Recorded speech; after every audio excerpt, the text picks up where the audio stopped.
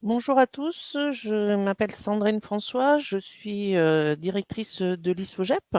On se voit ce soir, pour échanger à propos, des formations aux métiers d'avenir. Donc je vous propose de faire un petit point, sur la fonction RH et son évolution, notamment à travers les nouvelles technologies et vous parler des métiers pénuriques auxquels l'ISFOGEP peut, vous former pour obtenir des postes, à fort, pouvoir de rentabilité. Donc si, l'évolution, des RH, si on parle de la préhistoire à nos jours, ça va être quelque chose qui va avoir quelques repères qui te semblent importants de connaître. C'est que, si on prend la fin du 19e et début du 20e siècle, on était dans une phase de gestation. La fonction RH à l'époque n'existait pas vraiment, elle était plutôt, entretenue par 3 personnes qui étaient les patrons d'entreprise, le comptable et la secrétaire, hein, très souvent. Mais par contre, il faut noter que, à cette période-là, on a eu des grandes dates, au niveau des RH comme, par exemple, la création des conseils des prud'hommes. On a travaillé sur la loi, sur le travail des enfants et on était aussi, la grève, si vous voulez, qui a commencé à être, tolérée. On a continué à évoluer. Avant la Première Guerre mondiale, on a une émergence balbutiante de la fonction personnelle. C'est-à-dire que vers 1914, il y a des fonctions qui ont commencé à se spécialiser et on a, donc un développement, d'un courant de rationalisation qui est le taylorisme et on commence à se dire qu'il faut, encadrer, hein, je dirais, le travail et donc il y a la création, du ministère du Travail qui se fait à ce moment-là et quelque chose à laquelle on ne pensait pas, mais à cette époque-là, on n'avait pas, de jour de repos et on a instauré un premier jour de repos. Hem, vers la alors à la fin la troisième période qui est la fin de la Première Guerre mondiale, là, on a commencé à travailler sur la législation. Donc on a une réglementation qui se développe. Par exemple, on commence à avoir, la naissance de négociations collectives. On travaille sur l'enseignement professionnel, sur la taxe d'apprentissage. Donc vous voyez, c'est quelque chose d'apprentissage qui date de plus d'un siècle et on fixe un repos à 2 jours. Entre les 2 guerres, on va encore avoir une réglementation sociale qui va évoluer et c'est grâce à l'arrivée du Front populaire en France, notamment en 1936, où on va avoir, alors des grèves qui vont s'enchaîner et pour la hausse des salaires et la réduction du temps de travail. C'est là qu'apparaît l'arrivée des congés payés et la semaine de 40 heures. Donc on est vraiment, encore très loin de la fonction, RH comme on entend. On est vraiment plutôt sur la gestion du personnel, c'est-à-dire qu'on emploie quelqu'un, on le paye et si vous voulez, on n'accompagne pas plus au niveau, de la santé et cetera. Ensuite, on est, la Seconde Guerre mondiale finie, on arrive sur une période des 30 glorieuses et là on passe, en France dans une période de croissance. Hem, le fait qui cette période de croissance arrive, on a en 1945 quelque chose qui est créé, qui est la sécurité sociale et qui va encadrer, au niveau de la santé sécurité au travail, on va commencer à avoir une amorce. Et on va avoir une création aussi des comités d'entreprise, pour les établissements de plus de 100 salariés. Et quelque chose qui est, important, c'est que le droit de grève et le droit syndical, sont inscrits dans le préambule de la Constitution. En 1950, le droit de grève est aussi accordé aux fonctionnaires. À cette période-là, on arrive à 3 semaines de congés payés et l'assurance chômage, est créée, ce qui n'existait pas, avant.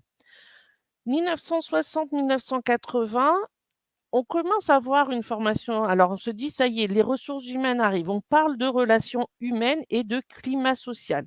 Alors là, il faut, se repositionner aussi dans le contexte, c'est qu'en 1962, il y a la fin de la guerre d'Algérie et on a l'arrivée, de personnel étranger peu qualifié sur le territoire français. Et à ce moment-là, on a, le travail intérimaire et les cabinets de recrutement qui vont se développer. Alors à l'époque, on faisait du recrutement en face à face, donc je reparlerai un petit peu du 4.0, tout à l'heure avec l'arrivée des technologies et donc on arrive à ce moment-là à se poser la question sur le partage de la fonction RH et de se demander, heu, qu'est-ce que l'on peut en faire? Donc on a, des personnes qui vont commencer à travailler un petit peu, donc ce que je vous disais, sur ces relations sociales, sur la gestion administrative et donc effectivement, on a encore des choses qui apparaissent sur cette période-là. On a la quatrième semaine de congé payé, pardon. On a la création du SMIC qu'on connaît encore, actuellement. Quelque chose qu'on oublie et qu'on entend encore parler, mais en 1972, il y a eu, un principe d'égalité, des rémunérations hommes-femmes sur lequel, nous sommes toujours en 2021, à travailler puisqu'il y a encore, 25 d'écart, en moyenne sur les rémunérations et donc on a, aussi une loi, qui apparaît, sur l'orientation en faveur des personnes, handicapées. Donc sur la septième période qui est, je vais dire, depuis 1980 et là, on rentre dans une fonction, c'est là qu'on en commence à voir le mot, ressources humaines qui apparaît et non plus fonction du personnel et on a une fonction qui devient de plus en plus, stratégique. Alors elle est perçue comme stratégique parce qu'on a quelque chose qui, il faut voir, on n'est plus dans les 30 glorieuses, on a, un ralentissement de la croissance. Donc on va voir un élargissement des périmètres d'action avec, un besoin accru de flexibilité qui se fait sentir. Donc on va avoir un partage de la fonction avec les responsables opérationnels, et on entre dans l'ère de la digitalisation. Depuis 1980, de nombreuses choses ont changé, c'est-à-dire qu'on a eu par exemple les 35 heures qui sont arrivées, le congé paternité qui a été augmenté, encore, l'année dernière. On a la loi sur l'égalité des chances, la modernisation du dialogue social, ça c'est quelque chose d'important. Ça, c'est important au niveau des RH. Toutes les lois, relatives à la formation du personnel, mais tout au long de sa carrière. Les dernières, bah, c'est la mise en place du CSE ou, ben, des accords que l'on a trouvés, récemment avec la covid, c'est-à-dire des accords sur le télétravail. Sur, l'évolution des ressources humaines, qu'est-ce que va faire la technologie dans tout ça? Eh bah, ça va être très simple. Dans les années 70, on parlait de progiciels. Donc là, on a des premiers progiciels qui vont être sur la saisie de données, notamment pour les payes. Mais, le service RH va, être, interdépendant, des services informatiques pour l'achat ou le traitement, des requêtes, hein, que l'on a besoin de faire. Arrive, dans les années 80 la micro-informatique et là par contre, effectivement, on va avoir un RH qui va devenir autonome. C'est-à-dire qu'il va pouvoir avoir son application, maîtriser alors ça n'était beaucoup sur des logiciels, de paye, mais par contre on avait, du mal encore à faire les interactions entre, différents logiciels et on devait faire beaucoup de saisies, hein. On avait donc les personnes qui étaient plutôt considérées comme des assistants RH étaient plutôt des assistants, de saisie et donc on a risqué, d'avoir des doublons. Heu, on a quelque chose qui est arrivé dans les années 90 et qui va changer énormément notre façon de travailler au niveau RH, c'est, tout ce qui est relatif à la base de données, relationnelle, à tout ce qui est, client-serveur. Donc on va avoir une ergonomie qui va être plus conviviale, on va avoir une indépendance des données vis-à-vis des traitements, une indépendance aussi vis-à-vis, de certains constructeurs, dits à l'époque propriétaires et là, on va pouvoir commencer à travailler sur les parties, qui vont être vraiment les missions RH comme on les entend maintenant, c'est-à-dire par exemple la gestion prévisionnelle des emplois des compétences, le recrutement, sur la gestion des carrières, sur les suivis de formation et sur une gestion qui va être qualitative de nos salariés.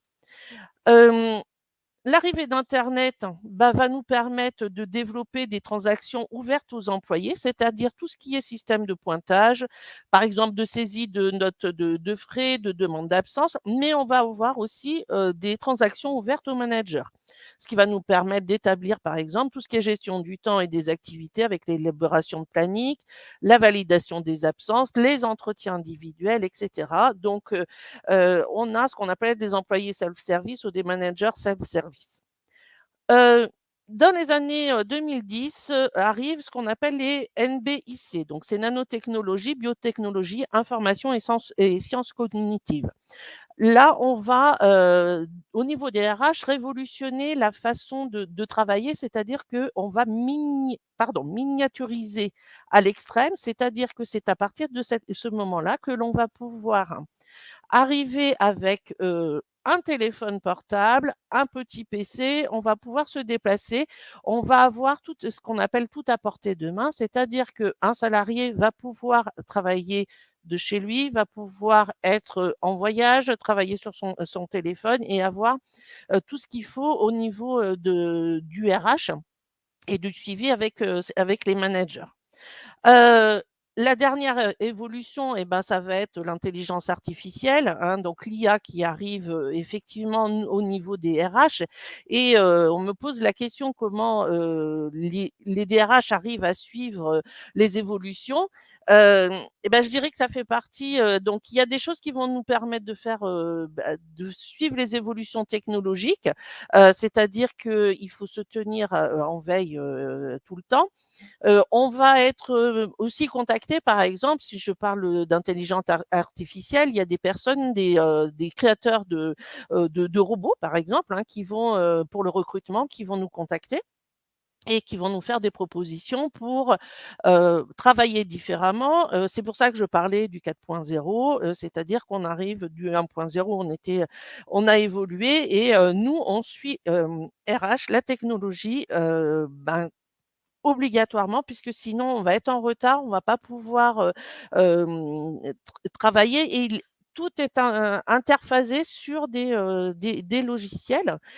On peut créer ses propres logiciels si, c'est-à-dire qu'on a l'idée de, par exemple, en base de données relationnelles, de savoir exactement ce l'on veut faire. Par contre, là, on voit qu'on arrive sur des technologies que l'on va pas spécialement, maîtriser. Hem Maintenant, ça veut dire qu'est-ce que l'on va avoir comme métier? Quels sont les métiers que l'on va pouvoir avoir maintenant au 21e siècle? Alors, on a une fonction stratégique, on est des RH partenaires, on est des business partners et si je vous ai mis, donc par ordre alphabétique, ce qui est, les métiers à la sortie d'une formation, RH, hein, c'est une source de l'APEC. Donc l'APEC étant, le pôle emploi, des cadres. Donc vous voyez, on peut aller de l'assistant RH, du chargé de formation RH, du directeur des ressources humaines, après évidemment quelques années, de travail. Un consultant SIRH, donc c'est ce qui va être en relation avec la technologie, des consultants en recrutement, on va pouvoir avoir, des gestionnaires de paye, des juristes et là, ça répond à comment, ben, on suit, ben, on fait de la veille. On est connecté, en permanence, sur le code du travail, sur, le site des ministères et cetera. Et on est, souvent aussi accompagné puisque, je vous rappelle que nous ne sommes pas des avocats, de droit social. Donc, quand on est en entreprise et qu'on a un poste de RRH ou de DRH, moi je conseille, fortement d'être accompagné par un avocat ou une avocate, en droit, social, hein, et qui va nous faire aussi la veille et va nous tenir au courant des informations. Ensuite, il va falloir aussi aller en formation, c'est-à-dire faire des demi-journées, avec, par exemple, des entités comme KPMG, comme la CARSAT, comme donc tous les prescripteurs avec lesquels nous travaillons. Hem Et donc là, si vous voulez, on va avoir tous ces métiers-là. Mais il faut savoir que, sur les métiers, actuellement, si on va sur Pôle emploi, si on va sur l'APEC, si on va sur des métiers, enfin sur même sur des ministères, on va trouver 3 métiers actuellement qui sont pénuriques et qui vont correspondre à, un niveau bac+3 et un niveau bac+5 de formation RH. Il y a le premier métier, c'est le métier de gestionnaire de paye et RH. Donc, bah, comme son nom l'indique, il va faire les payes, mais il va, gérer l'ensemble des éléments de rémunération des salariés. C'est vraiment l'interlocuteur privilégié, pour toute question relative au salaire, aux avantages sociaux. Et souvent, il est, gestionnaire RH parce qu'il va assister le RRH ou le DRH dans la partie plutôt administrative. Ce sont des postes qui sont énormément recherchés. Sur un autre poste qui est très recherché en ce moment, alors on a vécu, une crise en 2010, on a vécu, la crise covid. Hem, En ce moment, bah, si vous écoutez un petit peu, ce qui se dit, il y a des métiers, qu'on n'arrive pas, à recruter. Donc on a énormément de postes de chargés de recrutement. Soit alors, plutôt dans des cabinets de consultants, ça peut être des chasseurs de tête, ça peut être aussi, dans des cabinets, des agences d'intérim, mais aussi directement en entreprise où on va faire le recrutement en interne ou en externe. Ensuite, vous avez un troisième, pardon, je j'ai pas cliqué, un troisième métier qui s'appelle chargé de mission RH. Le chargé de mission RH participe, lui, vraiment à la stratégie des ressources humaines. Donc il est là en fonction transverse dans l'entreprise. Il est, très polyvalent, c'est-à-dire qu'il va travailler vraiment sur toutes les missions. Ça peut être, de la GPEC, de la formation, ça peut être du recrutement, de la politique de rémunération. Il va travailler conjointement avec un DRH, il peut être en relation avec les salariés, travailler directement avec les managers. Donc on est vraiment c'est quelqu'un qui va se charger, d'intégrer les collaborateurs, dans l'entreprise et de faire aussi de la gestion de projet. On va travailler sur, par exemple la QVT, tout ce qui est qualité de vie, au travail. Voilà, il y a énormément de missions. Donc, hem avec toutes alors je reviendrai sur les questions, juste après. Donc, pour revenir un peu à ces 3, enfin ces 3 métiers et les autres métiers que je vous ai présentés, il faut, donc se former, hein. Donc en France, vous savez que le diplôme est quelque chose qui est exigé pour, faire comment dire? Trouver un emploi. Donc là, les formations que l'ISFOGEP peut vous proposer, déjà pour situer l'ISFOGEP, donc on est une école, qui a été créée il y a très longtemps, en 1975, donc à l'époque où, la fonction RH, émergeait. On a un partenariat depuis 1979 avec l'ESSEC Business School, à Paris. Donc on a un diplôme qui est conjoint, hein, et donc ça sur notre bac+5 et on a un partenariat avec l'AFPA depuis 2008 et ça c'est sur la partie, gestionnaire de paye. Donc il est important chez nous de, former, enfin d'avoir des étudiants qu'on va accompagner à l'emploi. Donc avoir, des étudiants accompagnés à l'emploi, on a un bac+3 qui est un bachelor gestionnaire des RH qui va être doublé d'un titre de gestionnaire de paye que l'on fait avec l'AFPA. Donc ça va vous préparer à, être gestionnaire de paye, gestionnaire RH, avoir un travail dès la sortie et un travail qui peut être, très bien rémunéré puisque, on est, sur des postes de bac+3 avec on peut arriver avec des 30 KE, par année. Ça vous donne aussi la possibilité de rentrer, sur le bac+5 après. Donc qu'est-ce que l'on fait? On fait une formation professionnalisante avec la moitié du temps en cours et la moitié du temps en entreprise, où on va travailler tout ce qui est législation sociale, tout ce qui est paye et administration du personnel et le gestion des ressources humaines. On n'a que des intervenants professionnels. Pour entrer dans cette formation, l'idéal alors je dirais qu'il y a pas faire du RH, on peut venir de partout, mais l'idéal, ça serait d'avoir fait soit un BTS assistant manager, soit avoir fait un IUT, GEA, option RH, soit ça peut être un bac plus de 2 années, de droit. Hem Il y a pas je dirais qu'on arrive à pouvoir, rentrer sans problème, et suivre sans problème nos formations. Sur le bac plus 5, donc on a une première année et une deuxième année. Alors là, on est encore plus professionnalisant, hein. On a toujours des intervenants professionnels, mais on fait un tiers de cours et deux tiers en entreprise. Donc, on a ce bac plus 5 qui va vous permettre d'arriver à ce qu'on a appelé un poste de manager des ressources humaines, mais qui vous permettra d'être chargé des RH, de mission RH, qui vous permet aussi de pouvoir faire RRH dans une petite entreprise. Vous allez pouvoir être travailler comme chargé de recrutement, chargé de formation, chargé de mobilité internationale, etc. Donc, on n'est pas du tout fermé. On essaie de faire des missions les plus importantes possibles. Donc là, on a 6 blocs de compétences qui vont être vraiment basés sur la stratégie, hein, sur la qualité de vie au travail. Et ces 6 blocs sont sur les 2 années. Juste pour information, classement aide universel, notre formation de bac plus 3 est numéro 1 et notre formation bac plus 5 est numéro 8, sachant que nous sommes la première école hors Paris. Euh, alors le public que l'on va accueillir, on va accueillir des étudiants, hein, donc en formation initiale qui vont partir au moins 6 mois chaque année en entreprise, hein, pour faire un stage. Et nous avons évidemment des contrats en alternance, de l'apprentissage si on a moins de 30 ans ou des contrats de professionnalisation. On accueille aussi les demandeurs d'emploi et les personnes qui sont en CPF de transition.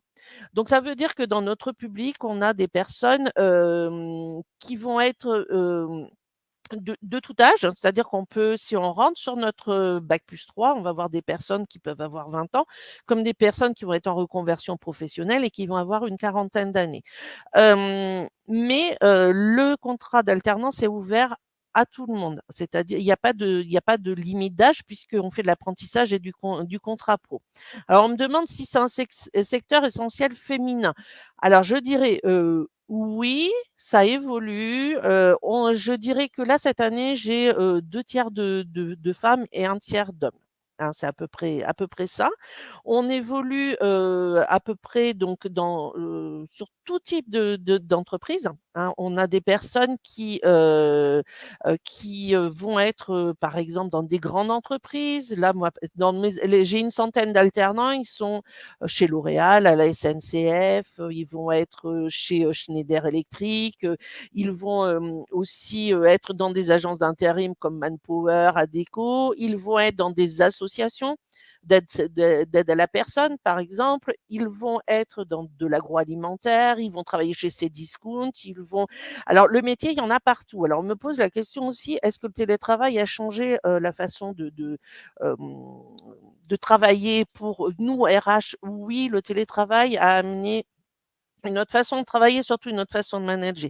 Donc là, l'objectif des ressources humaines, c'est d'accompagner au mieux les salariés dans la gestion du travail hybride ou du télétravail.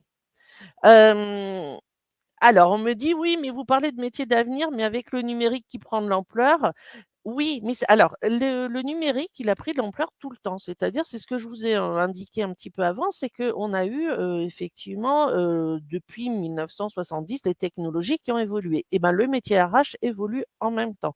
C'est-à-dire que au départ, eh ben, la fonction, elle était plutôt sur de l'administratif, puis elle a évolué sur quelque chose qui était un petit peu plus technique puisqu'on travaille avec des outils. Et maintenant, on est sur une fonction qui va être stratégique, mais rien ne remplacera l'homme. On va travailler, par exemple, si je prends le recrutement, vous allez utiliser des logiciels, des chatbots, vous allez avoir peut-être comment dire, des petits robots qui vont vous faire le premier entretien, mais au final, c'est le manager et le RH qui vont continuer. Donc, on est en pleine évolution et l'évolution va continuer. Avec l'intelligence artificielle, on peut se poser la question effectivement de ce que ça va faire. Mais on ne pourra pas remplacer le management humain. Ça, c'est sûr. Donc, là, vous pouvez venir, sans problème, vous investir. Tant qu'il y a des entreprises, il y aura des ressources humaines. Ça, c'est obligé. Donc concrètement, par exemple, pour venir à l'ISFOGEP, vous devez déposer un dossier de candidature. Si le dossier est recevable, à ce moment-là, on vous convoquera. Alors soit on le fera à distance, soit, sur site, pour des tests. Les tests, ce sont des tests très simples, ce sont des QCM de français, mathématiques, culture générale et culture RH, il y a rien à réviser et un entretien de motivation. Il faut que vous ayez un réel projet. Heu, Ensuite, il faut voir comment, ben, la réussite. Alors je dirais que toutes les personnes qui travaillent pendant, l'année de bachelor ou les 2 années, sur le bac+4, bac+5 vont réussir, leur diplôme. Donc quand je marque 92, c'est des personnes qui, ne se présentent pas, par exemple à la soutenance finale, et cetera. C'est des personnes qui n'ont pas travaillé. Ce qui est beaucoup plus important, c'est, et même dans le contexte actuel, alors que nous avons, eu cette période, de covid, je calcule le taux d'employabilité, au jour de la soutenance, c'est-à-dire le dernier jour de cours et je vous ai mis 60, c'est la moyenne à peu près des 5 dernières années. C'est-à-dire que les personnes trouvent un emploi avant leur, diplomation. Ça, c'est important. Cette année, nous sommes arrivés en bac+5 à 72,5 de personnes qui avaient trouvé leur emploi le jour de la soutenance, sur la France entière ou à l'étranger et nous avons à peu près 60 sur le bachelor. Sachant que j'ai toujours à peu près 30 d'étudiants qui passent du bachelor sur le bac+4. Hem, Nous avons, aussi, à 3 mois, 90 de personnes qui ont trouvé leur emploi et à 6 mois, donc toutes les personnes, sont en emploi. Alors, je vais regarder peut-être essayer, comme il nous reste que 5 minutes, de répondre un petit peu, aux questions qui ont été, que vous m'avez, postées. Hem alors, chargé d'études ou auditeur social, bah, là, il faut plutôt, auditeur social, il va falloir plutôt faire du droit, hein, quelque chose, dans le droit. Alors oui, j'ai répondu, hein, tous les bachelors, toutes nos formations peuvent se faire en alternance et suivant votre âge, vous êtes éligible soit au contrat d'apprentissage, soit au contrat de de professionnalisation. Hem, alors les métiers de gestionnaire a-t-il vraiment un avenir avec toutes les solutions? Oui. Oui, oui, parce que rien ne remplacera, par exemple, quand on fait, de la paye ou et cetera et qu'il faut contrôler, rien ne remplacera, le contrôle que l'on fait, nous-mêmes. C'est pas, si le paramétrage a été mal fait et cetera, les bulletins de paye, par exemple, seront faux et si on ne fait pas le contrôle nous-mêmes et ben, on ne pourra pas, enfin il faut quand même de l'humain.